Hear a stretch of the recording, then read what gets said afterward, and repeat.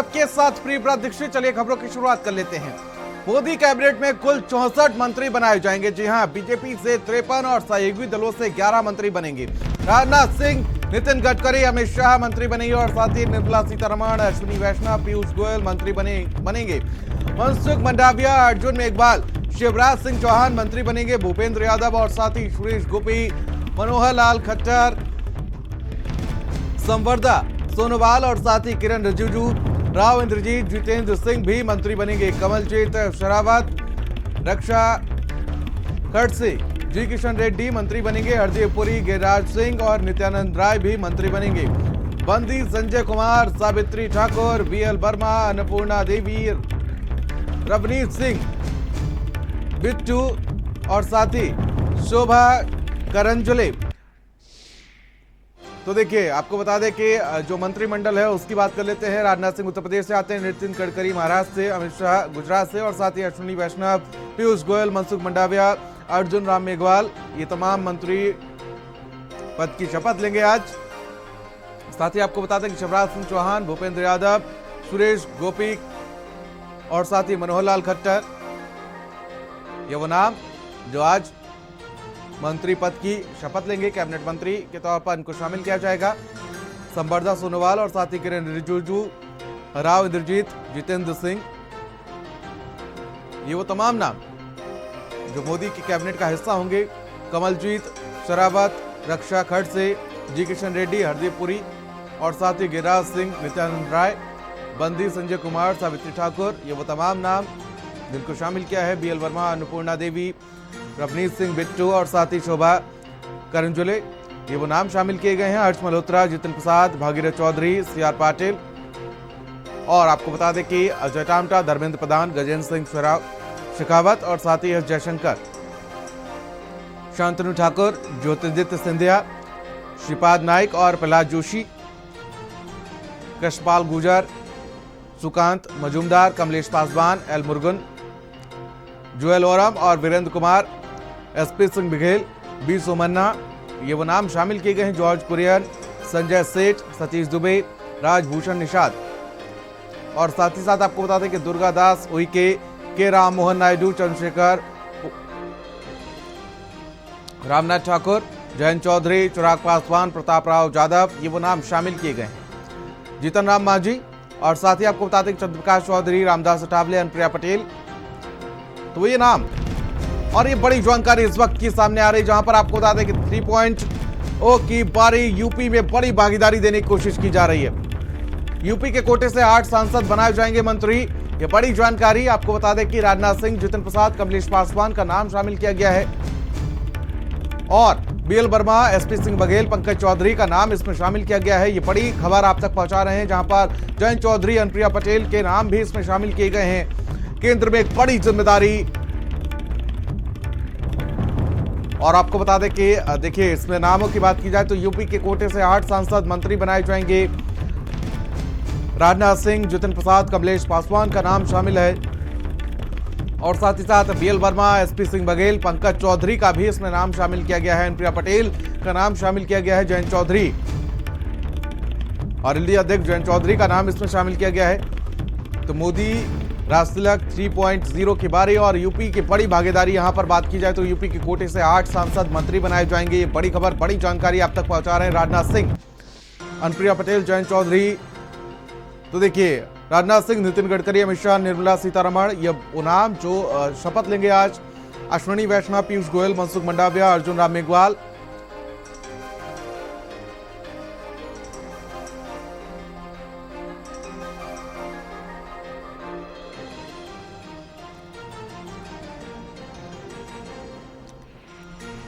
और ground zero से तमाम सहयोगी हमारे साथ जुड़ चुके हैं। हमारे साथ अनूप लखनऊ से जुड़ चुके हैं, हरिपाल हमारे सहयोगी पीलीभीत से हमारे साथ जुड़ चुके हैं और साथ ही नरेंद्र हमारे सहयोगी मेरठ से जुड़ चुके हैं। अनूप, सबसे पहले आपके पास आना चाहूंगा और समझना चाहूंगा, देखिए यहां पर यूपी की बड़ी जिम्मेदारी, यहां पर 8 नाम शामिल किए गए हैं यूपी से, जिनको बड़ी जिम्मेदारी अब केंद्र में देने की कोशिश की जा रही है।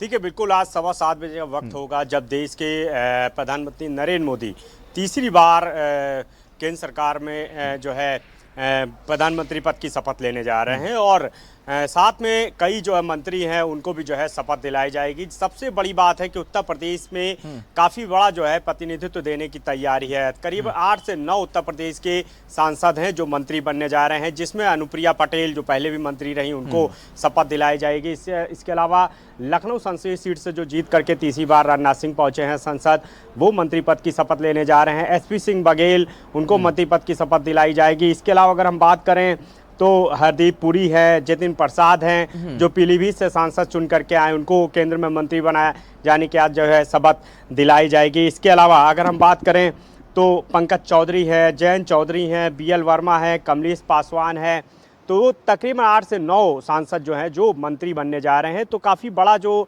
प्रतिनिधित्व है वो उत्तर प्रदेश को तीसरी सरकार में जो है करने को मिलेगा। और सीधे तौर पे क्योंकि 2027 में विधानसभा के चुनाव भी होने हैं, ऐसे में इसको देखते हुए जो है ये उत्तर प्रदेश की बड़ी जिम्मेदारी जो है केंद्र सरकार में दी जा रही है। और ये सभी मंत्री के ऊपर इस बात की जिम्मेदारी होगी कि आने वाले समय में कैसे जो है ये जनता के बीच काम करते हैं, कैसे उत्तर प्रदेश के लिए जो है बेहतर काम कर सकते हैं। इसके अलावा अगर हम बात करें तो दूसरे नंबर पर बिहार है। बिहार में भी तकरीबन 8 ऐसे सांसद हैं जो मंत्री बनने जा रहे हैं, यानी सबसे पहले उत्तर प्रदेश का नाम आता है जिसमें 8 से 9 जो सांसद हैं वो इस बार मंत्री पद की शपथ लेने जा रहे हैं। और जिसमें कई ऐसे नाम हैं जो पहले भी मंत्री रहे हैं, जो दोबारा तीसरी बार जो है मंत्री बनने जा रहे हैं। कई ऐसे भी नाम हैं जो पहले मंत्री थे लेकिन क्योंकि वो चुनाव हार चुके हैं लिहाजा उनको मंत्रिमंडल में जो है जगह नहीं दी गई है। लेकिन कई नए भी नाम हैं जिनको शामिल किया गया है, जिसमें अगर हम बात करें तो कुछ ऐसे चेहरे हैं जो तीसरी सरकार में, मोदी की जो तीसरी सरकार है उसमें जो है कैबिनेट का हिस्सा बनने जा रहे हैं।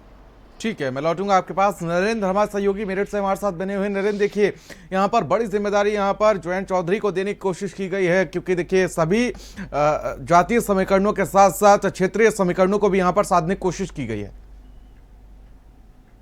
बिल्कुल, और आपको ये भी बता दें कि जब चौधरी चरण सिंह को भारत रत्न देने का ऐलान हुआ था तब जयंत चौधरी ने कहा था कि दिल जीत लिया। और उसके बाद एक ऐसी परिस्थिति बनी कि बाकायदा विधि विधान से उनका बीजेपी के साथ जो गठबंधन था वो हुआ और उसके बाद वो सब चुनाव भी लड़े।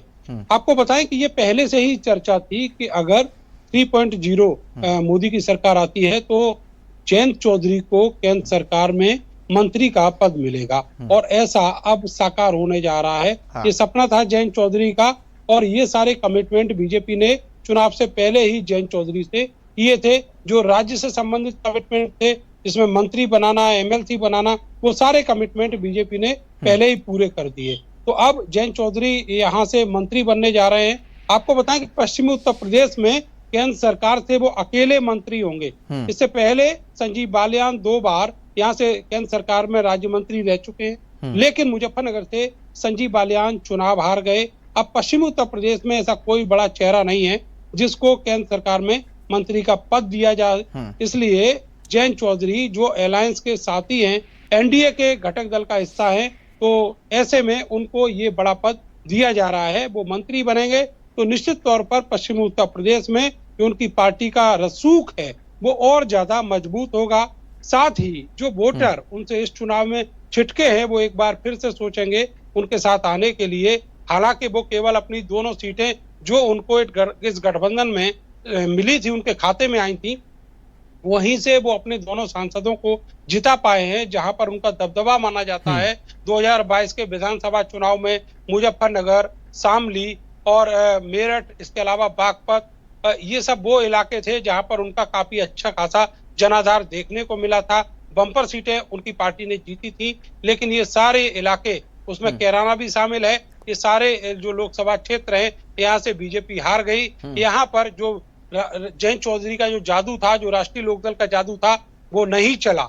लेकिन क्योंकि अब वो NDA के हिस्सा हैं तो इसलिए उनको ये मंत्री पद मिलने जा रहा है। निश्चित तौर पर पार्टी इस मंत्री पद को देश के विकास के लिए तो इस्तेमाल करेगी ही, और जो एक बड़े नेता का कद होता है उसको और ज्यादा बड़ा करने के लिए भी इस मंत्री पद का इस्तेमाल पार्टी के द्वारा किया जाएगा। अपना जनाधार बढ़ाने के लिए जयंत चौधरी यहाँ पर प्रयासरत रहेंगे। जी ठीक है, मैं लौटूंगा आपके पास। हमारे सहयोगी हरिपाल हमारे साथ बने हुए हैं पीलीभीत से। हरिपाल, देखिए कहीं ना कहीं यहाँ पर ब्राह्मण चेहरे के तौर पर जितिन प्रसाद को मोदी मंत्रिमंडल में पेश किया गया है। जिस तरीके से पीलीभीत से वो चुनाव लड़े, एक बार फिर से कहीं ना कहीं केंद्र की कैबिनेट में उनकी वापसी होती हुई नजर आ रही। इससे पहले भी केंद्रीय मंत्री रहे और एक बार फिर से वापसी कहीं ना कहीं बीजेपी उनकी करवाती हुई नजर आ रही। इससे पहले वो कांग्रेस से रहे थे। देखिए बिल्कुल प्रियवर, जिस तरह से हम लोगों ने देखा कि 2019 में जब मोदी की सरकार दोबारा वापस हुई थी, उसके बाद जो मेनका गांधी थी उनको केंद्रीय मंत्रिमंडल में जगह नहीं मिली। लेकिन तीसरी मर्तबा ये सब कुछ देखने को मिल पा रहा कि जितिन प्रसाद जिस तरह से भारतीय जनता पार्टी के संगठन पर खरा उतरे, उन्होंने बम्पर तरह से पीलीभीत से जीत हासिल की। और उसके बाद ये माना जा रहा था कि पीलीभीत जो सीट है वो भाजपा के संगठन की साख की सीट है और उस पर वो पूरी तरह से खरा उतरने का काम किया उन्होंने और बम्पर तरह से जीत हासिल की। और उसके बाद जिस तरह से जितिन प्रसाद को मोदी कैबिनेट में जो जगह मिली, उससे तमाम तरह की जो उम्मीदें हैं लोगों को, पीलीभीत के लोगों को, वो जाहिर तौर पर जागृत हुई हैं। और निश्चित तौर पर अगर हम यहाँ पर उम्मीदों की बात करें तो जिसमें कई तरह की चीजें हैं जो पीलीभीत के लोग इस उम्मीद में है कि जितिन प्रसाद जिस तरह से मोदी की कैबिनेट मीटिंग जो प्रतिनिधित्व करेंगे, उसपे जो लोगों की समस्याएं हैं वो कहीं ना कहीं कम होने का काम होंगे और एक कुछ विकास के जो कार्य हैं वो निश्चित तौर पर होने की पूरी आशंका जताई जाएगी। निश्चित तौर पर जो लोग हैं वो इस तरह की चर्चाएं कर रहे हैं कि जिस तरह से जो मझौला चीनी मिल है पीलीभीत में, वो काफी लंबे समय से एक पुराना मुद्दा है। हालांकि यहाँ पर यूपी गवर्नमेंट के जो गन्ना मंत्री हैं संजय सिंह गंगवार, वो पहले से यहाँ पर है, लेकिन जो धार और रफ्तार उस चीनी मिल के काम को मिलनी चाहिए थी लेकिन वो नहीं मिल पाई। अब फिलहाल जो जितिन प्रसाद है वो मोदी की कैबिनेट में शामिल हो रहे हैं, तो इससे लोगों की जो उम्मीदें हैं वो और बड़ी हैं और लोग इस उम्मीद में बैठे कि जो काम पिछले दिनों से नहीं हो पा रहे थे, अब जितिन प्रसाद के आने के बाद उन कामों पर और धार मिलेगी और रफ्तार मिलेगी और जो लोगों की जन सरोकार की जो काम है उनको आसानी से कराया जाएगा। साथ ही साथ अगर यहाँ पर पीटीआर यानी कि टाइगर रिजर्व की बात करें तो एक बड़ा इशूज रहता है विकास को लेकर के भी और जो वन्यजीव संघर्ष की जो तमाम घटनाएं थी उसको लेकर के भी। यहाँ पर जो टाइगर है पीटीआर, वहां से अक्सर टाइगर बाहर निकल आते हैं, इससे जो आसपास के जो गांव के लोग हैं उनको कई बार अपनी जान भी गंवानी पड़ती है क्योंकि तार फेंसिंग नहीं है। उसकी वजह से लोग इस बात की उम्मीद कहीं ना कहीं अगर जितिन प्रसाद केंद्रीय मंत्रिमंडल में शामिल होते हैं तो लग रहा है कि पीलीभीत के जो मुद्दे हैं जो काफी लंबे समय से चले आ रहे हैं वो इस बार सुलझते हुए भी नजर आएंगे। अनूप, आपके पास लौटना चाहूंगा। देखिए अनूप, कहीं ना कहीं यहाँ पर यूपी से जो 8 नामों का चयन किया गया है इसमें पूरी तरीके से जातीय समीकरणों के साथ साथ क्षेत्रीय समीकरणों को भी साधने की कोशिश की गई है। चाहे हम देखिए बात कर लें दलित चेहरे के तौर पर एसपी सिंह बघेल की फिर से वापसी हो रही है, ब्राह्मण चेहरे के तौर पर यहाँ पर जितिन प्रसाद को फिर से केंद्र में जगह देने की कोशिश की गई है।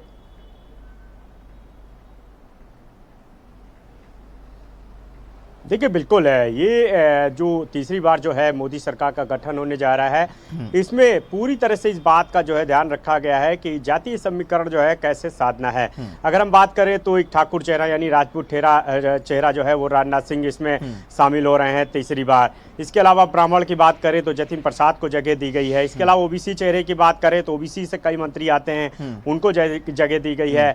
दलित चेहरे की बात करें तो दलित चेहरे में जो मंत्री आते हैं, जो सांसद चुन करके आए हैं, उनको जो है जगह दी गई है। एसपी सिंह बघेल को भी जो है कैबिनेट में जगह दी जा रही है। तो पूरी तरह से जाति समीकरण को जो है ख्याल में रख करके जो कैबिनेट का विस्तार है वो किया जा रहा है। यही वजह है कि उत्तर प्रदेश में सबसे ज़्यादा जो है प्रतिनिधित्व करने का जो मौका है वो मोदी की तीसरी सरकार में दिया जा रहा है। आप समझिए 8 से 9 मंत्री हैं जो शाम को जो है शपथ लेने वाले हैं कैबिनेट मंत्री राज्य मंत्री की। और सबसे खास बात यह है कि क्योंकि खुद उत्तर प्रदेश की राजधानी लखनऊ है और जहां से खुद तीसरी बार जो है राजनाथ सिंह वो सांसद चुन करके जो है दिल्ली पहुंचे हैं और लगातार वो 10 साल से जो है रक्षा मंत्री, इससे पहले गृह मंत्री रहे, फिर रक्षा मंत्री रहे और आज फिर शाम को ये माना जा रहा है कि वो कैबिनेट मंत्री की शपथ लेंगे। उसके बाद देखना होगा कि उनको कौन सा विभाग दिया जाता है। मौजूदा समय में रक्षा मंत्री की वो जिम्मेदारी संभाल रहे थे, क्या यही विभाग जो है रक्षा मंत्री यानी राजनाथ सिंह को जो है दिया जाता है? क्योंकि उत्तर प्रदेश की राजधानी लखनऊ से राजनाथ सिंह आते हैं, ऐसे में राजनाथ सिंह के ऊपर भी जो है बड़ी जिम्मेदारी है। पड़ोस की जो सीट थी मोहनलालगंज सीट, जहां से केंद्रीय राज्य मंत्री कौशल किशोर थे, लेकिन वो इस बार चुनाव हार गए। लिहाजा पूरी संभावना जताई जा रही है कि अब वो इस कैबिनेट का हिस्सा नहीं होंगे। तो उत्तर प्रदेश में कोशिश यही की जा रही है और ये भी देखा जा रहा है कि कैसे विकास की जो लहर है। ठीक है, लेकिन साथ ही साथ यहाँ पर अनूप एक चीज और जिक्र करना चाहूंगा, यहाँ पर सहयोगी दलों का भी खास ध्यान रखा गया है। अनूप, चाहे हम अनुप्रिया पटेल की बात कर लें, चाहे जयंत चौधरी की बात कर लें, दोनों ने दमदारी से चुनाव लड़ा और बिल्कुल कंधे से कंधा मिलाते हुए बीजेपी के साथ चलते हुए नजर आए 24 के लोकसभा चुनाव में। शायद यही नतीजा है कि जयंत चौधरी को भी मंत्री पद दिया गया, अनुप्रिया पटेल को की फिर से वापसी की जा रही है।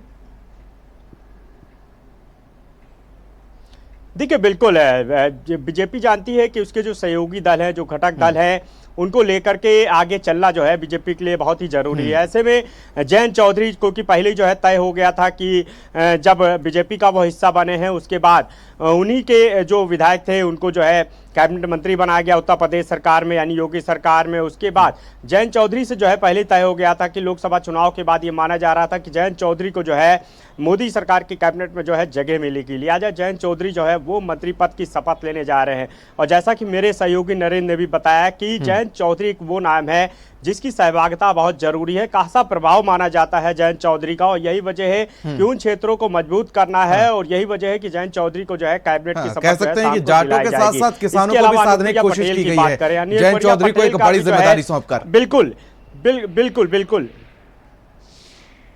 देखिए बिल्कुल है, क्योंकि इस बार जो है अजय मिश्रा टेनी जो लखीमपुर से आते हैं और केंद्रीय गृह राज्य मंत्री थे, लेकिन वो चुनाव हार गए, लिहाजा उनके भी चुनाव हारने से जो है वहां पे जो है कमजोर जो है वो बीजेपी हुई है। लिहाजा जयंत चौधरी को मजबूत करके कोशिश यही रहेगी कि वहां पर जो प्रभाव है वो जयंत चौधरी के जरिए जो है बीजेपी मजबूत कर सके, क्योंकि 2027 में उत्तर प्रदेश का विधानसभा चुनाव भी होना है। ऐसे में बीजेपी की जो हमेशा शुरू से ही जो है रणनीति रहती है कि वो शुरू से ही जो है अपनी जो रणनीति है वो बनाना शुरू कर देती है, लगातार काम करके, विकास के काम करके, तमाम क्षेत्रीय और जातिगत समीकरण जो है साध करके भारतीय जनता पार्टी जो है वो उत्तर प्रदेश का चुनाव भी लेकर के देख रही, क्योंकि जिस तरह से 80 लोकसभा सीट का उत्तर प्रदेश जो था, लेकिन जिसमें कहीं ना कहीं बीजेपी को जो है ठीक है मैं लौटूंगा आपके पास। पवन हमारे सहयोगी हमारे साथ मिर्जापुर से बने हुए हैं, कोशिश की जा रही थी। मैं लौटूंगा अरूप आपके पास। पवन हमारे सहयोगी मिर्जापुर से हमारे साथ जुड़ चुके हैं। पवन, देखिए एक बार फिर से अनुप्रिया पटेल की वापसी की जा रही है केंद्रीय मंत्रिमंडल में, मिर्जापुर के मुद्दों को कितनी दमदारी के साथ उठाएंगी वो? देखिए, अनुप्रिया पटेल का ये तीसरा कार्यकाल है, वो 2 बार सांसद रह चुकी हैं, 2 बार राज्य मंत्री रह चुकी हैं, अलग अलग मंत्रालय उनको काम करने के लिए मिला है, लेकिन जो भी मंत्रालय उनको मिला है उससे, उस योजना से ये मिर्जापुर जिला अछूता नहीं रहा है। अगर पहले कार्यकाल की बात कर लें, जब उनको राज्य मंत्री का दर्जा दिया गया था स्वास्थ्य विभाग में, तो मेडिकल कॉलेज जैसे और यहाँ पे जो मंडलित चिकित्सालय में बुनियादी सुविधाएं हैं उनको लेकर के अनुप्रिया पटेल ने काफी प्रयास किया। दूसरे में वाणिज्य एवं उद्योग उनको राज्य मंत्री बनाया गया, उसको लेकर के ओडीओपी सहित तो जो तमाम यहाँ पे योजनाएं हैं, तो अगर अनुप्रिया पटेल की अगर बात करें तो यहाँ पे जो विकास अभी तक हुआ है, यहाँ के जो लोग कहते हैं जनता को जो विकास दिखता है, तो पंडित लोकपति त्रिपाठी के बाद अगर कोई दूसरा यहाँ पे बड़ा नेता मिला है तो वो अनुप्रिया पटेल है। जनपद में तमाम ऐसे विकास कार्य हुए हैं जो कि जिससे जनपद अछूता रहा है। अगर मेडिकल कॉलेज की बात कर लें तो यहाँ पे मेडिकल कॉलेज बन के तैयार हो चुका है, उसमें पढ़ाई भी हो रही है। उसके साथ साथ बिंद विश्वविद्यालय जिसकी मांग काफी समय से रही है, उसका भी चुनाव के पहले शिलान्यास किया जा चुका है, वो भी यहाँ पे जो है निर्माणाधीन है।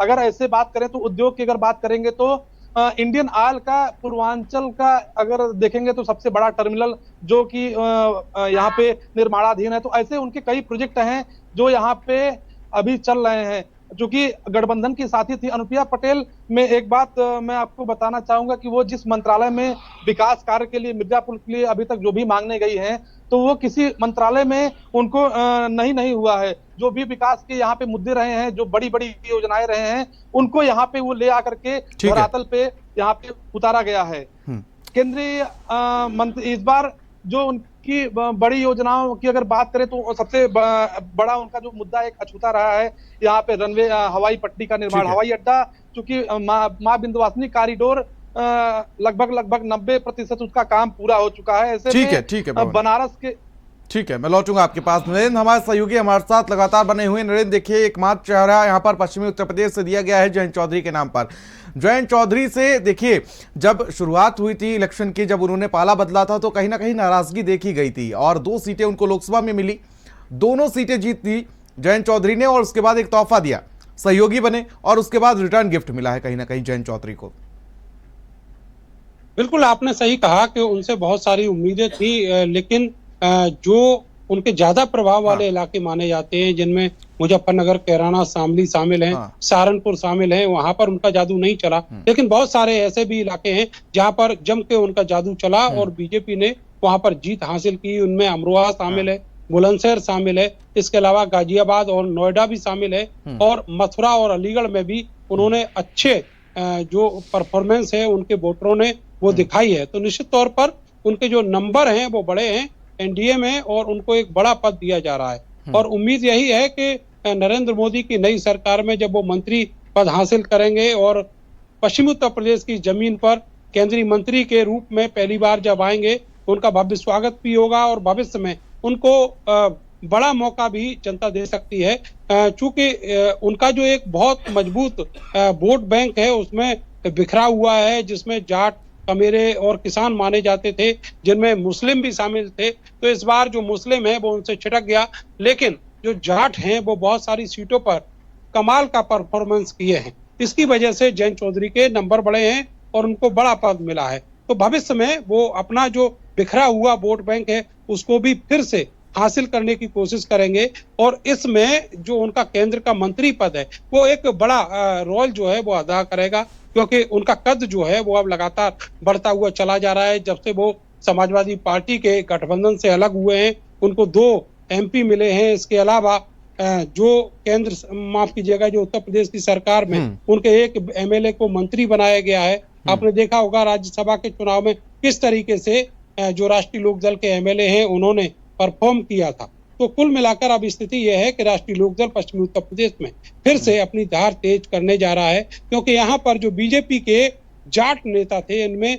बड़ा नाम संजीव बालियान का था, वो ध्वस्त हो गए। इससे पहले 2022 के इलेक्शन में बहुत सारे ऐसे जाट नेता थे जो चुनाव हार गए। तो ऐसे में उनके लिए काम करने के लिए एक बहुत बड़ा कैनवास यहाँ पर है और उसमें वो स्वच्छ रूप से, माफ कीजिएगा, स्वतंत्र रूप से एक बढ़िया काम कर सकते हैं एनडीए के लिए। जी अच्छा नरेंद्र, देखिए यहाँ पर कहीं ना कहीं जाटों के साथ साथ किसानों को भी साधने की कोशिश की गई, क्योंकि आरएलडी को जिस तरीके से किसानों की पार्टी कहा जाता था उस तरीके से देखा जाए तो कहीं ना कहीं जाटों के साथ साथ किसानों को भी साधने की कोशिश की गई है।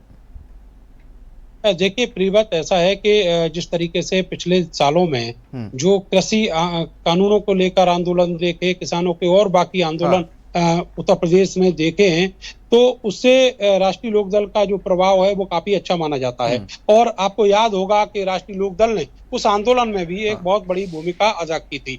जयंत चौधरी ने इस नए गठबंधन में आने से पहले ये कमिटमेंट किया किसानों से और ये मैसेज देने की कोशिश की कि वो किसानों के जो मुद्दे हैं वो सरकार के साथ सामने रखेंगे और सरकार के साथ एक समन्वय की भूमिका में वो नजर आएंगे और किसानों और सरकार के बीच जो तनातनी है उसको खत्म कराने का काम करेंगे। जो कृषि कानून आए थे उसको खत्म कराने के लिए जो पूरी प्रक्रिया भी होनी है वो उनको करनी है। इसके अलावा जो एमएसपी गारंटी कानून का मामला है उसको लेकर भी बहुत सारी वार्ताएं अभी होनी है। तो बहुत सारे मुद्दे ऐसे हैं अभी जो किसानों के बिहाफ पे अटके हुए हैं, तो उन सब में एक बड़ी भूमिका जयंत चौधरी अदा कर सकते हैं। लेकिन ये देखना होगा कि नरेंद्र मोदी की सरकार कितना उनको तरजीह देती है जब वो मंत्री बन जाते हैं, और जब ऐसी नौबत आएगी जब किसान और सरकार के बीच वो एक बिचौलिए की भूमिका में होंगे, तो उस समय उनका वजन कितना सरकार की तरफ रहता है और किसान उनकी कितनी बात मानते हैं। फिलहाल उम्मीद बीजेपी को यही है कि एक अच्छे नेता को बीच में लाकर किसानों के बीच जो तनातनी है वो खत्म की जा सकती है और उसी के लिए एक बड़ा पद जयंत चौधरी को दिया जा रहा है। ठीक है, मैं लौटूंगा आपके पास। शोभित हमारे सहयोगी आगरा से हमारे साथ जुड़ चुके हैं। शोभित, देखिए सुबह से तमाम अटकलें लगाई जा रही थी कि एसपी सिंह बघेल को मंत्री पद दिया जाएगा, नहीं दिया जाएगा, लेकिन कहीं ना कहीं 2 लाख वोटों से जो वो जीत के आए हैं, शायद उसी का नतीजा है कि एक बार फिर से वो मोदी की कैबिनेट का हिस्सा बनने जा रहे हैं। देखिए सबसे बड़ी बात है कि जो इस बार जीत हुई है एसपी सिंह बघेल की वो ऐतिहासिक है। करीब 3 लाख वोटों से वो चुनाव जीते हैं। जहां पे कई मंत्री और नेता चुनाव हार गए वहां बघेल ने 3 लाख वोटों से हासिल की है। कई बार सांसद रह चुके हैं और वर्तमान सरकार में वो केंद्रीय स्वास्थ्य मंत्री हैं इस समय, और इसके पहले विधि मंत्री थे न्याय में, और वो प्रदेश सरकार में कैबिनेट मंत्री भी रह चुके हैं। पूरे देश में अगर बघेलों के नेता की बात की जाती है तो वो सिंगल एसपी सिंह बघेल हैं जो बघेल बिरादरी को एक साथ टच करते हैं। जलेसर से लेकर एटा से लेकर उनका बड़ा प्रभाव पड़ता है जब भी चुनाव प्रचार करते हैं। जब भाजपा की नेता आती है साथ प्रचार होगी तो उसमें भी एसपी सिंह बघेल का नाम होता है। तो जब 8 मंत्री शपथ लेंगे उत्तर प्रदेश से, उसमें एक एसपी सिंह बघेल भी होंगे। एक बड़ा चेहरा है, कद्दावर नेता है और एक खुशखबरी है पूरे आगरावासियों के लिए। जी ठीक है, आगरा में देखिए तमाम तरीके के मुद्दे हैं, किस तरीके से वो अब फिर से एक बार मुद्दे उठाते हुए नजर आएंगे आगरा क्षेत्र के? देखिए आगरा में जो सबसे अहम मुद्दा है वो है पर्यटन। क्योंकि ताजमहल यहाँ से आता है, फतेहपुर सीकरी यहाँ पर है, आगरा किला यहाँ पर है। इसके मुद्दे एपी सिंह बघेल लगातार संसद में उठाते आए हैं, हर पटल पर उठाते आए हैं। उसके बाद समस्या है पानी की। गंगा जल प्रोजेक्ट आगरा को मिला जरूर है, लेकिन अब भी उसमें काफी दिक्कतें हैं। लगातार उस मुद्दे को भी एपी सिंह बघेल लगातार उठा रहे हैं। उनका ये प्रयास है कि जिस प्रकार से पर्यटन नगरी आगरा है वैसे ही वो विकसित हो। ये सब अहम मुद्दे हैं। और बघेल सिर्फ आगरा के नेता नहीं कहे जाते हैं। अगर एटा की बात की, जरेसा की बात की जाए, टूंडला की बात की जाए, फिरोजाबाद की बात की जाए, ये वो जगह है जहां पर एपी सिंह बघेल सीधे एफेक्ट करते हैं। पूरे देश में बघेलों के सिंगल नेता एपी सिंह बघेल हैं, इसीलिए उनको द्वारा ये जिम्मेदारी मिल रही है और मंत्रिमंडल में शामिल किया जा रहा है। ठीक है, मैं लौटूंगा आपके पास। अनूप हमारे सहयोगी लगातार हमारे साथ बने हुए हैं। अनूप, देखिए, पूर्वांचल से लेकर पश्चिम तक सारे समीकरणों की बात की जाए तो यहाँ पर सभी को साधने की कोशिश की जा रही है और यहाँ से कहीं ना कहीं एक तैयारी जो है वो 2027 की भी बीजेपी करती हुई नजर आ रही है, क्योंकि बीजेपी अपने 2024 के जो नतीजे आए हैं यूपी में, उसको लेकर कहीं ना कहीं तैयारी 27 की अभी से ही करती हुई नजर आ रही है।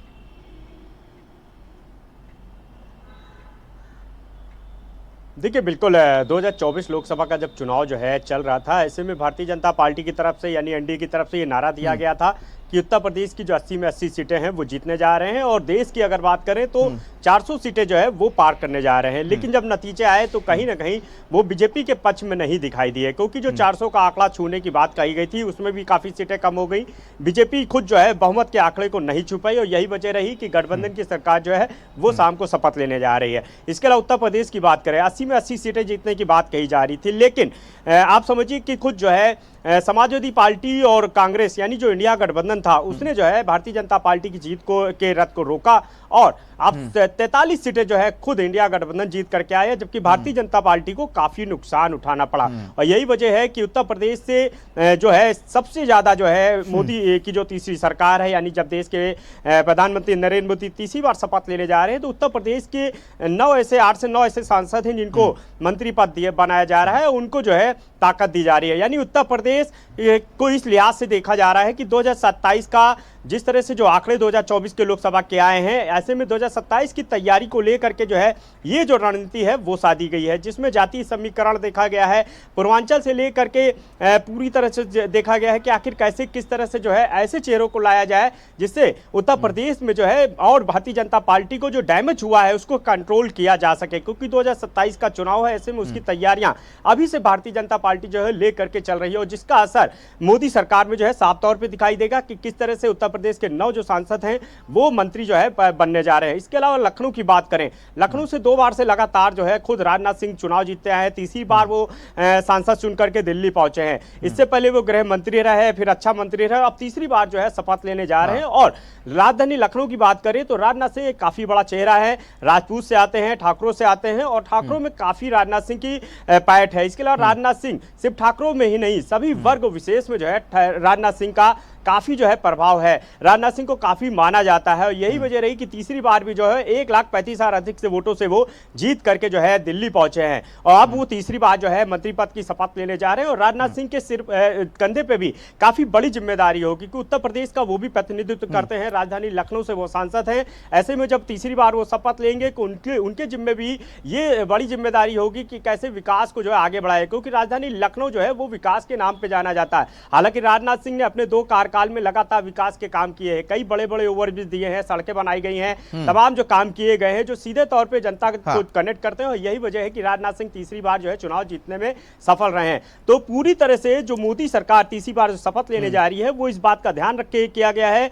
कि जिसमें कैसे विकास की लहर जो उत्तर प्रदेश में लाई जाए, कैसे जो जनता से जुड़ी जो समस्या है उनको दूर किया जाए, कैसे किसानों से जो जुड़े मसले हैं उनको कैसे दूर किया जाए, कैसे जो रोजगार है, कैसे जो एजुकेशन है, कैसे जो लॉ एंड ऑर्डर है, तो इन सब चीजों को पूरी तरह समाहित करते हुए जो कैबिनेट है उसका विस्तार जो है अब किया जा रहा है। अच्छा अनूप, आप जितेंद्र प्रसाद की कैसे वापसी जो हुई है केंद्र की राजनीति में वो कैसे देखते हैं? देखिए, पीलीभीत से उन पर भरोसा जताया गया, बीजेपी ने उनको वहां से टिकट दिया, वो प्रदेश सरकार में कैबिनेट मंत्री थे, पीडब्ल्यूडी जैसा अहम विभाग उनके पास था, उसके बाद उनको पीलीभीत से टिकट दिया गया बीजेपी ने, और उसके बाद अब केंद्र में उनकी राजनीति को कैसे देखते हैं? वापसी हो रही है कहीं ना कहीं, इससे पहले भी वो कांग्रेस सरकार में मंत्री थे, पेट्रोलियम जैसा उनके पास अहम विभाग था।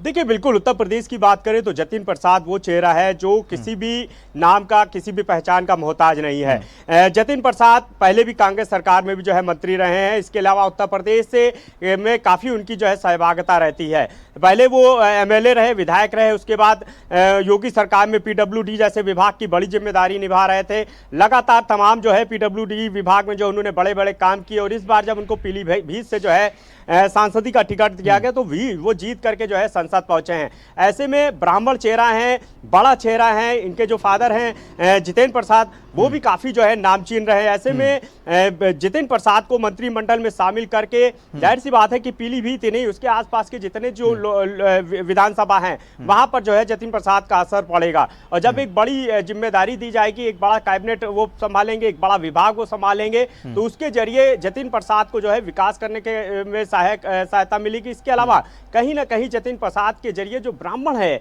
उसको जो है जोड़ने की जो कवायद है वो भी आगे बढ़ेगी। तो पूरी तरह से जातीय समीकरण को साधते हुए जो ये जो कैबिनेट विस्तार है वो किया जा रहा है। और बिल्कुल कहा जा सकता है कि जिसमें उत्तर प्रदेश के कई ऐसे चेहरे हैं जिनको ध्यान में रख के कैबिनेट में लाया जा रहा है। चाहे अनुप्रिया पटेल की बात करें, मिर्जापुर से वो तीसरी बार सांसद बन के आई हैं। इससे पहले वो मंत्री रही और लगातार वो काम करती रही 2 साल। इसके अलावा अगर हम बात करें तो आगरा से एसपी सिंह बघेल हो गए, राजधानी लखनऊ से बात करें तो राजनाथ सिंह हो गए। इसके अलावा कई उत्तर प्रदेश के सांसद हैं जो इस बार जो शपथ लेने जानी है। 8 से 9 ऐसे नाम हैं जो मोदी की तीसरी सरकार में जो है वो कैबिनेट का हिस्सा बनने जा रहे हैं। तो बिल्कुल साफ कहा जा सकता है कि उत्तर प्रदेश को सबसे ज्यादा तरजीह दी गई है, और यही वजह है कि 8 से 9 ऐसे नाम हैं जो शाम को मोदी के साथ जो है शपथ लेने जा रहे हैं। दूसरे नंबर पर बिहार आता है, क्योंकि बिहार नीतीश कुमार बगैर उनके जो है ये माना जा रहा है कि इस सरकार का गठन ही नहीं हो सकता। ऐसे में बिहार को भी बड़ी जिम्मेदारी दी गई है, और वहां से 8 ऐसे नाम हैं जो मंत्री की शपथ लेने जा रहे हैं।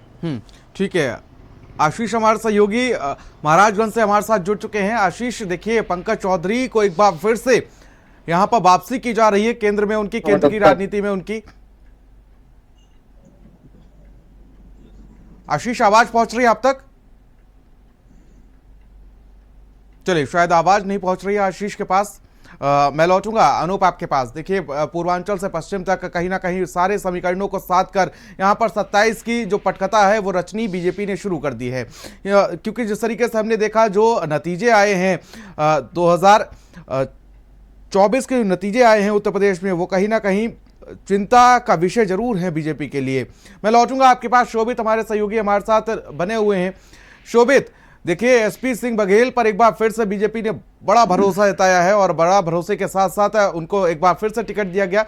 टिकट को लेकर भी उनके असमंजस था, और आज सुबह से ही उनके केंद्रीय मंत्री बनने को लेकर भी असमंजस था, लेकिन एक बार फिर से उनका नाम शामिल किया गया।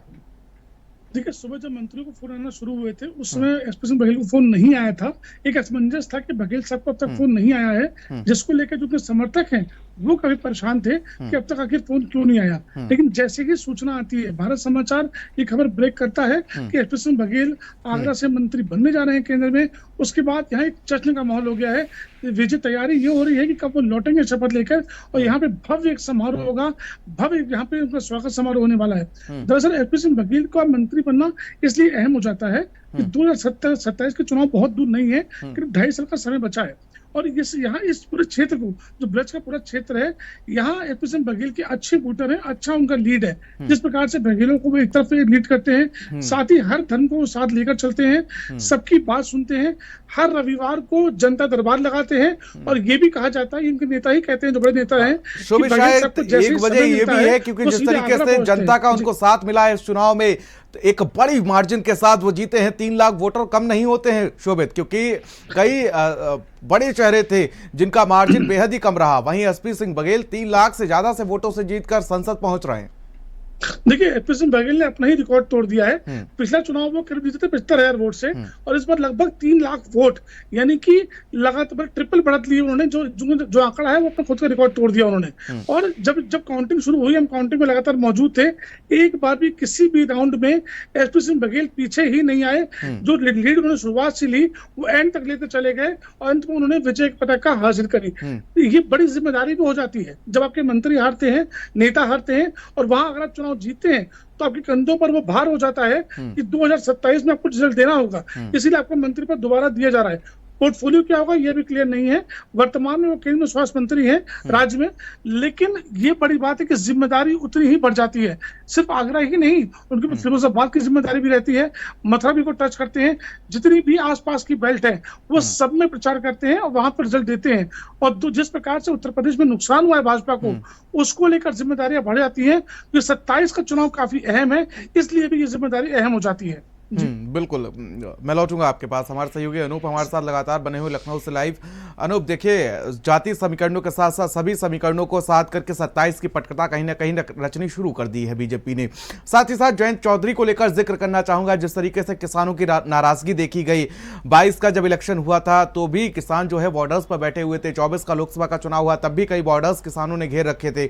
और जिस तरीके से अजय मिश्र टेनी को लेकर किसानों में नाराजगी देखने को मिली, केंद्रीय गृह राज्य मंत्री थे, लेकिन वहां पर किसानों ने, साथ ही जनता ने उनको नकार दिया। शायद यही वजह है कि इस बार जयंत चौधरी को बड़ी जिम्मेदारी दी गई है।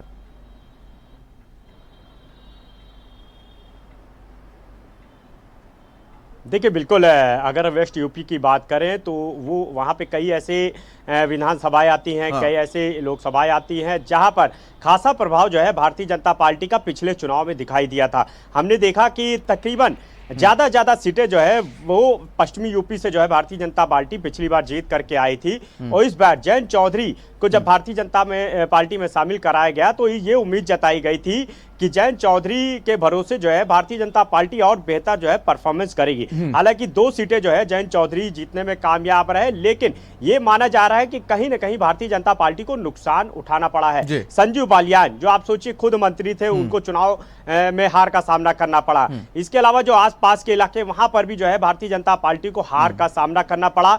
तो वहां पर डैमेज कंट्रोल करने के लिए जयंत चौधरी को जो है कैबिनेट में जगह दी जा रही है। और ये उम्मीद जताई जा रही है कि जयंत चौधरी का जिस तरह से प्रभाव है, चाहे किसानों की बात करें, चाहे जो तमाम जो वहां जाट समुदाय है, इसके अलावा तमाम जो और जो समीकरण है, उसमें जो है जयंत चौधरी पूरी तरह से फिट बैठते हैं। और जयंत चौधरी के जरिए भारतीय जनता पार्टी जो है वो डैमेज कंट्रोल की तैयारी में है। और यही वजह है कि जयंत चौधरी को पहले उत्तर प्रदेश सरकार में भी जो है प्रतिनिधित्व दिया गया, यानी उनके जो एमएलए थे, उनके जो विधायक थे, उनको कैबिनेट मंत्री बनाया गया। अब जयंत चौधरी जो है खुद मोदी सरकार की जो तीसरी कैबिनेट है जिसका विस्तार हो रहा है, उसमें मंत्री पद की शपथ लेने जा रहे हैं।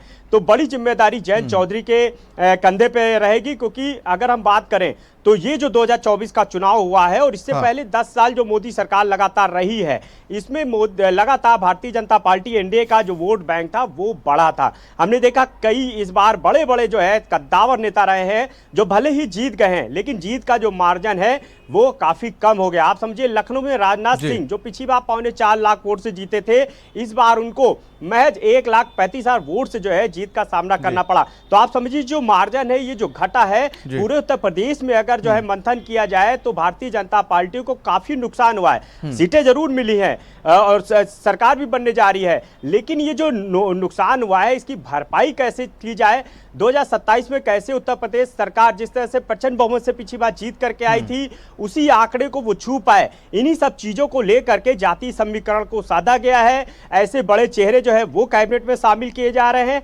ताकि पूरी तरह से जो नुकसान है उसकी भरपाई की जा सके। चाहे किसानों की बात करें, रोजगार की बात करें, युवाओं की बात करें, चाहे विकास की बात करें, ये वो मसले हैं जो हमेशा भारतीय जनता पार्टी के एजेंडे पे रहते हैं। और यही वजह है कि इन सभी को चीजों को ध्यान में रखते हुए जो मंत्री उत्तर प्रदेश से बनाए जा रहे हैं, अब इनकी राहें भी जो है आसान नहीं होंगी, इनके जिम्मे जो है बड़ी जिम्मेदारी होगी, क्योंकि अब इनको मंत्री पद भी दिया जा रहा है। ऐसे में ये जनता के बीच जा करके उत्तर प्रदेश 2027 के लिए कैसे बेहतर काम करते हैं, ताकि 2027 में जो पिछला रिकॉर्ड है, क्योंकि लगातार दूसरी बार योगी जो है वो मुख्यमंत्री बने हैं, ऐसे में तीसरी बार भारतीय जनता पार्टी की उत्तर प्रदेश में पूर्ण बहुमत से सरकार बने, इस एजेंडे को लेकर के जो है काम जो है भारतीय जनता पार्टी यानी एनडीए जो करने जा रही है। और यही वजह है कि उत्तर प्रदेश में जो डैमेज हुआ है उसको कैसे कंट्रोल किया जाए, जिम्मेदारी उस डैमेज कंट्रोल की जो है, डैमेज को पूरा करने की जिम्मेदारी जो है इन 8 केंद्रीय मंत्रियों पर होगी। ठीक है, मैं लौटूंगा आपके पास। हमारे साथ हमारे सहयोगी आशीष सोनी हमारे साथ महाराजगंज से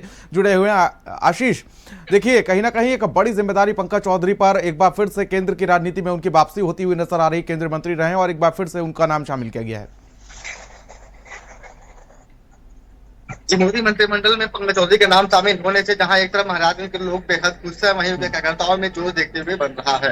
यहाँ भाजपा कार्यालय की बात कर ले हम या फिर उनके आवास, उनके कार्यकर्ता जो है वो खुशी से झूम उठे हैं। मोदी मंत्रिमंडल में इसके पूर्व में भी केंद्रीय मंत्री रहे हैं और जब 2022 में जब वो मंत्री बने थे उस दौरान ये उम्मीद जताई जा रही थी कि पूर्वांचल के बड़े नेता ये जाने जाते हैं और इनका एक अलग ही पौधा रहता है। पूरे वर्ग के ये नेता है और पूरे वर्ग में कहा जाए पूर्वांचल में इनका बेहद ही बड़ा नाम देखा जाता है और इनके कद और इनके नाम का पहचान तभी मान लिया गया, लोहा तभी मान लिया गया था जब इनकी पूरा फिर कार्यक्रम में जब प्रधानमंत्री नरेंद्र मोदी पहुंचे हुए थे और उस दौरान वहां से पंकज चौधरी के निजी आवास पर जाकर उनके माता से मुलाकात किया था और उनसे आशीर्वाद भी लिया था।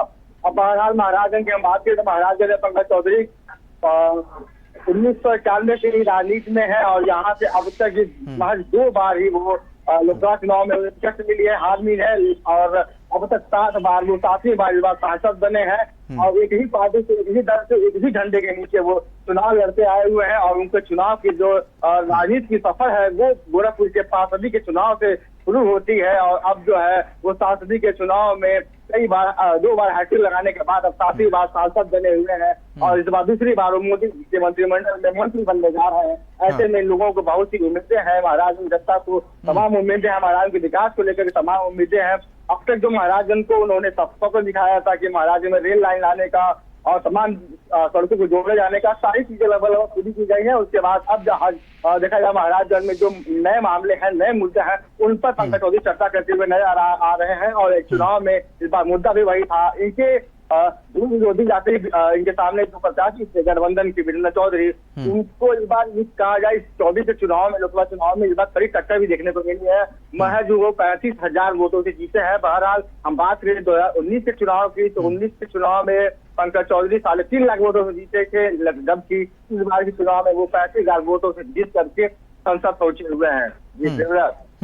देखिए आशीष, कहीं ना कहीं एक बड़ी जिम्मेदारी यहाँ पर पंकज चौधरी को दी गई है और साथ ही साथ महाराजगंज के जो मुद्दे हैं वो इस बार संसद में प्रमुखता से उठाते हुए नजर आएंगे क्योंकि केंद्रीय मंत्री का पद दिया गया है उनको। जी, केंद्रीय मंत्री का पद दिया जा रहा है और इस बार कुछ सूत्रों द्वारा उनके कुछ 5 लोग हैं वो लोग यह बता रहे हैं कि उन्हें कृषि मंत्री का पद दिया जाना है। उनका परिवार भी इस समय उनके साथ है और सफल ग्रहण समारोह के कार्यक्रम में उनका परिवार भी उनके साथ रहेगा। पंकज चौधरी के जो लोग हैं, खास लोग, उनसे हमारी बातचीत हुई है, उन्हें बताना है, उनका कहना है कि उन्हें कृषि मंत्री का पद दिया जाना है और यह होगा कि एक तरह से महाराजगंज को मिनी पंजाब के रूप में देखा जाता है। महाराजगंज कृषि के क्षेत्र में बहुत ही अव्वल है और ऐसे में अगर कृषि मंत्री का बनाया जाता है उन्हें तो महाराजगंज की उम्मीदें जो है और बढ़ जाएंगी। महाराजगंज में सड़कों विकास की बात करें हम या फिर यहाँ पे उद्योगों की बात करें, उद्योगों में तो यह जिला पिछड़ा है लेकिन यहाँ पर सड़कों पर जाल बिछाया गया है। विकास के तमाम जो आयाम है उन्हें बनाने का प्रयास किया गया है और महाराजगंज जो है वो भौगोलिक दृष्टि से भारत नेपाल के अंतर्राष्ट्रीय सीमा से सटा हुआ है। यहाँ पर 2 मुख्य सीमाएं हैं, सनौली अंतर्राष्ट्रीय सीमा है, टूटीबाड़ी अंतर्राष्ट्रीय सीमा है। 2 अंतर्राष्ट्रीय सीमाओं के साथ ही जहाँ पर कई ऐसी चीजें होनी चाहिए। पंकज चौधरी से लोगों की मांग भी रही है कि यहाँ पे बड़े उद्योग लगने चाहिए, तो ऐसे में इन चीजों को लेकर के पंकज चौधरी से लोगों की उम्मीद बढ़ी हुई है। केंद्रीय मंत्री होने के बाद भी पंकज चौधरी से जो उम्मीदें हैं लोगों की वो कहीं ना कहीं अब साकार होने को नजर आएगी जब मंत्रिमंडल में जगह मिल जाएगा तब। ठीक है शोभित, हमारे सहयोगी हमारे साथ लगातार बने हुए हैं आगरा से। शोभित, देखिए एसपी सिंह बघेल जिस तरीके से एक दरोगा से एक सांसद बने, सांसद से एक केंद्रीय मंत्री, हम सभी ने देखा। क्या लग रहा है कि एक दलित चेहरे पर यहाँ पर एक बड़ा दांव खेला गया, बड़ा दांव आगरा सुरक्षित सीट से यहाँ पर उनको चुनावी मैदान में उतारा गया और एक कड़ी टक्कर भी यहाँ पर देखने को मिली, लेकिन नतीजे यहाँ पर एसपी सिंह बघेल के पक्ष में आए और उसके बाद 3 लाख से ज्यादा वोटों से वो जीतकर संसद पहुंचे और उसके बाद उनको एक तोहफा दिया गया 3 लाख वोटों से जीतने का कि सुबह से असमंजस लगाया जा रहा था कि वो उनका नाम शामिल होगा या नहीं होगा, लेकिन उसके बाद कैसे आगरा के मुद्दों को वो इस बार एक बार फिर से संसद में उठाते हुए नजर आएंगे? देखिए, दरोगा थे ये सपा मुलायम सिंह के बहुत नजदीकी थे। जब निधन हुआ था मुलायम सिंह का तब भी इन्होंने एक दुख व्यक्त किया था क्योंकि उसी का आशीर्वाद मिला, उसके बाद ही आगे बढ़ते चले गए, इन्होंने पीछे नहीं देखा। कई बार सांसद रहे, राज्यसभा भी रहे, प्रदेश सरकार में कैबिनेट मंत्री भी रहे और वर्तमान में केंद्रीय राज्य मंत्री हैं और दोबारा फिर उनको केंद्रीय मंत्री बनाया गया है। तो अब इनके ऊपर अहम जिम्मेदारी सबसे बड़ी 2027 के चुनाव की है क्योंकि जिस प्रकार से बीजेपी को लॉस हुआ उत्तर प्रदेश में उस लॉस को भरना होगा क्योंकि 2027 में अगर चुनाव चुनाव जीतना है बीजेपी को, तो इन 8 मंत्रियों को अहम काम करना होगा। बड़ी जिम्मेदारी इन सभी को मिली है। इसमें सबसे बड़ी बात ये हो जाती है, जितना भी बेल्ट है आसपास का, जो ब्रज क्षेत्र में जो जिले आते हैं, चाहे उसके फिरोजाबाद की बात की जाए, आगरा की बात की जाए, मथुरा की बात की जाए, जितने भी आसपास के जिले हैं, यहाँ पे एचपी सिंह बघेल काफी प्रभाव छोड़ते हैं। एक बड़ा वोट कास्ट उनकी खुद की जाति से आता है, साथ ही वो हर धर्म को लेकर चलते हैं। सबसे बड़ी जो उनकी तारीफ होती है वो ये है कि हर रविवार को एचपी सिंह बघेल कहीं भी होते हैं, अपने आवाज पहुंचते हैं और जनता को सुनते हैं, खुद अधिकारी को सीधे फोन करते हैं। ये उनकी हमेशा क्षेत्र में रहते हैं, किसी के दुख में सुख में साथ में खड़े होते हैं। इसीलिए जो रिकॉर्ड था वो तोड़ दिया उन्होंने और लगभग 3 लाख वोट जीते हैं। जहां विकास के मुद्दों की बात होती है, आगरा के लिए ताजमहल को जो डेवलप है, यानी कि उसके आसपास जो टूरिज्म है उसको बढ़ाना बहुत जरूरी है। कि बैकबोन है आगरा की, जूता उद्योग है, पेठा नगरी है, इस पर ही आगरा शहर चलता है और आसपास के जिले भी अफेक्ट करते हैं। तो ये वो अहम मुद्दे हैं जिन्हें एचपी सिंह बघेल लगातार उठाते आए हैं। प्रयास होगा इनको और आगे बढ़ाया जाए। जी देखिए, एक दलित चेहरा यहाँ पर केंद्रीय कैबिनेट में शामिल किया गया। मायावती का जो कोर वोट बैंक होता है उसको कहीं ना कहीं सेंध लगाने की बड़ी कोशिश यहाँ पर बीजेपी ने की है। एक बार फिर से एचपी सिंह बघेल की वापसी करा के कह सकते हैं इसको। देखिए, दलित चेहरा और बड़ा चेहरा है। दरअसल आगरा को दलितों की राजधानी भी कहा जाता है और यहाँ पे जिस प्रकार से बघेल साहब ने एक तरफा विक्ट्री लैप हासिल किया है, लगभग 3 लाख वोट, जहां पर हमेशा बसपा नंबर 2 पे आती हो, लेकिन इस बार बसपा बैक हो गई है और नंबर 1 पे बघेल, एचपी सिंह बघेल आए हैं और नंबर 2 पे गठबंधन। मतलब ये भी चौंकाने वाले आंकड़े हैं। यानी कि एचपी सिंह बघेल ने बड़ा डेंट मारा है दलित वोटरों पर। ये हर वर्ग के नेता कहे जाते हैं। जिस प्रकार से इन्हें मंत्री, जब जातिगत आंकड़ों की बात होती है तो दलित चेहरे की अगर बात होती है तो उसमें एचपी सिंह बघेल एक बड़ा नाम है पूरे देश में। ओबीसी मोर्चे के राष्ट्रीय अध्यक्ष भी रह चुके हैं एचपी सिंह बघेल और वर्तमान में केंद्रीय राज्य मंत्री है। तो ये जाति पर डेंट मारते हैं, अपनी जाति के तो वोट के लेकर आते ही हैं, साथ में ब्राह्मण ठाकुर सबके वोट लेकर आते हैं। भाजपा का जो कोर्ट वोटर है, ब्राह्मण कहे उसको या वैश्य कहे, वो वोट तो साथ इनके चलता ही है, लेकिन जो कि डेंट मारते हैं बैक वोट में, जो वोट बसपा का है उसे अपनी तरफ पूरा अटैक करते हैं, सपा के वोट को भी नुकसान करते हैं। इन्होंने आगरा 3 गुना अधिक वोट का इस बार हासिल किया है। जब वोटिंग शुरू हुई तब से लेकर अंत तक लगातार जीत पर रहे और अंत में जीत, जब चुनाव आधा हुआ था वो काउंटिंग में, तभी क्लियर हो गया था, मार्जिन बहुत ज्यादा हो गया था, जो अंतर था वोटों का। तो यानी कि इनको हर वर्ग का वोट मिला है, इसीलिए आगरा लगभग 3 लाख पहुंचा है। जी ठीक है। देखिए, विपिन हमारे सहयोगी हमारे साथ जुड़ चुके हैं बदायूं से। विपिन, आवाज पहुंच रही है आप तक? बिल्कुल। देखिए, कहीं ना कहीं यहाँ पर बदायूं सीट थी, एक हॉट सीट थी और उसके बाद यहाँ पर जी आवाज पहुंच रही है आपको? हाँ बिल्कुल क्लियर, मैं सुन रहा हूं। ठीक है। यहाँ पर अगर बात की जाए, बदायूं एक हॉट सीट थी, लेकिन यहाँ पर समाजवादी पार्टी ने यहाँ पर एक बड़ा डेंट दिया है कहीं ना कहीं बीजेपी को। हाँ बिल्कुल, जिस तरीके से उत्तर प्रदेश की अगर बदायूं की बात की जाए तो एक वास्तविक हॉट सीट इसमें बनी हुई थी, क्योंकि लगातार ये समाजवादी पार्टी का गढ़ भी कहा जाता था। 2019 में कहीं ना कहीं भारतीय जनता पार्टी ने संघमित्रा मौर्य को यहाँ से प्रत्याशी बनाकर और जो है समाजवादी पार्टी के कड़ को कहीं ना कहीं उसके लिए उठा दिया था। वहीं अब शिवपाल सिंह यादव ने अपने बेटे को यहाँ पर दोबारा से प्रत्याशी बनाकर और इस किले को दोबारा से बचा लिया है, क्योंकि लगातार धर्मेंद्र यादव यहाँ से 2 बार सांसद रहे, स्वर्गीय मुलायम सिंह यादव जी यहाँ से बराबर में जो पहले जो विधानसभा गुन्नौर में आता है, संभल में आता है गुन्नौर, वो भी वहां से रहे, प्रोफेसर रामगोपाल जी भी रहे। तो लगातार जो एक लंबी जो लकीर थी समाजवादी ने कहीं ना कहीं विकास कार्य की थी। बदायूं की बात कर ली जाए तो बदायूं में बहुत सारी अव्यवस्थाएं इस तरीके से हावी थी, जिस तरीके से कोई स्वास्थ्य व्यवस्थाएं पटरी पर नहीं थी। लगातार लोगों को बाहर जाना पड़ता था, बरेली, दिल्ली या फिर लखनऊ के लिए जाना पड़ता था। तो वो कहीं ना कहीं जब धर्मेंद्र यादव यहाँ पे सांसद हुए तो उन्होंने जो एक मेडिकल कॉलेज की यहाँ पे स्थापना की, बड़ा मेडिकल कॉलेज यहाँ पे बनवाया, चूंकि मुख्यमंत्री के भाई थे। और जो तमाम जाम की जो बहुत ज्यादा परेशानी हुआ करती है, उसके लिए यहाँ पर तमाम बाईपास दिए, रोडों के जाल बिछाए। तो एक लंबी लकीर जो है कहीं ना कहीं समाजवादी पार्टी की ओर से खींची गई और लोगों ने उस पर विश्वास भी किया। तो कहीं पिछली बार 2019 में वो कहीं ना कहीं अपना गढ़ बचा नहीं पाए और अब की बार जनता के सामने 2019 देखिए यहाँ पर बड़ा परिवर्तन भी किया गया था, टिकट भी बदल दिया गया था बीजेपी की तरफ से, संघमित्रा मौर्य का टिकट काट दिया गया था और उसके बाद एक नए प्रत्याशी को यहाँ पर मैदान में उतारा गया था। शायद जादू चला नहीं नए प्रत्याशी का भी। बिल्कुल सही कह रहे हैं, इसमें कोई दोहराए वाली बात नहीं है प्रत्याशी जी। जिस तरीके से शिवपाल सिंह यादव को प्रत्याशी बनाया गया, उसके बाद कहीं ना कहीं यहाँ पे भी बात की जा रही थी कि कोई प्रत्याशी ऐसा बुलाया जाएगा कि स्थानीय प्रत्याशी होगा तो कहीं ना कहीं शिकस्त दे देगा। हालांकि स्थानीय प्रत्याशी यहाँ पर मौर्या को उतारा गया, लेकिन उसके बाद भी वो कहीं ना कहीं इस पोल को नहीं बचा पाए। तो जिस तरीके से कहीं ना कहीं बात की जा रही थी, जो कंट्रोवर्सी थी समाजवादी पार्टी में, या फिर जो तमाम लोग जो रूठे हुए थे उनको कवायद इस तरीके से की गई कि शिवपाल सिंह ने सभी एक ही माला में सभी को परो लिया। और जिस तरीके सलीम इकबाल शेरवानी यहाँ से 5 बार MP रहे, केंद्रीय मंत्री रहे, स्वास्थ्य मंत्री रहे, एक बड़ा ओहदा था, एक बड़ा चेहरा था, उनको भी कहीं ना कहीं इन्होंने अपने उसमें ले लिया।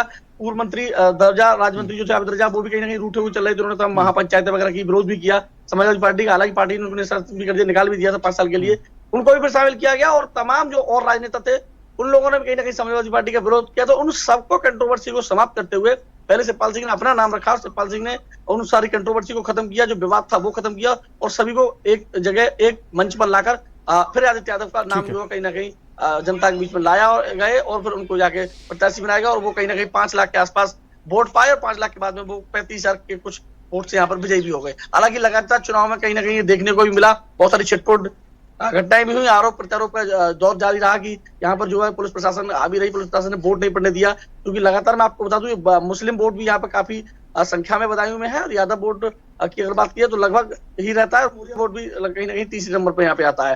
तो तीनों में जिस तरीके से स्थानीय प्रत्याशी भारतीय जनता पार्टी ने दिया था, क्योंकि लग रहा था कि जो केंद्रीय मंत्री आज भी तीसरी जो 3.0 की मोदी सरकार बनने जा रही है, उसमें भी केंद्रीय राज्य मंत्री BL वर्मा जो है यहाँ पर अब की बार शपथ लेने जा रहा है, तो वो भी कहीं ना कहीं यहीं के रहने वाले हैं, बदायूं को उजानी के रहने वाले हैं। तो वो भी थे। लगातार अगर मुख्यमंत्रियों की बात की जाए, 2-3 मुख्यमंत्रियों ने यहाँ पे डेरा डाला। उत्तर प्रदेश के मुख्यमंत्री योगी आदित्यनाथ ने लगातार यहाँ पे 2-3 सभाएं की। बदायूं अगर आपकी उसकी बात की जाए उत्तराखंड की, तो उसका धामी ने यहाँ पर रोड शो किया। और यादव बाहुल जो सीट कही जाती है गुन्नौर या आपका सहसवान, उसको साधने के लिए कहीं ना कहीं जो मोहन यादव मध्य प्रदेश के मुख्यमंत्री भारतीय जनता पार्टी द्वारा बनाए गए, उनको भी यहाँ पे लाया गया। और 2 डिप्टी CM यहाँ पे लगातार पड़े रह गए। और अगर आपको बात की कैबिनेट मंत्रियों की, तो जो फौज थी वो उसी की तो कोई बात कही नहीं जा सकती। उसके बाद भी कहीं ना कहीं भारतीय जनता पार्टी को बहुत करारी हार का यहाँ पे मुंह देखना पड़ा। लगातार बदायूं में और बराबर में जो आंवला पड़ता है, वहां भी इसी तरीके का क्रम जारी रहा था, वहां भी इस तरीके से हुई थी। वहां भी कहीं ना कहीं भारतीय जनता पार्टी को जो है हार का जो मुंह देखना पड़ा था। ओवर।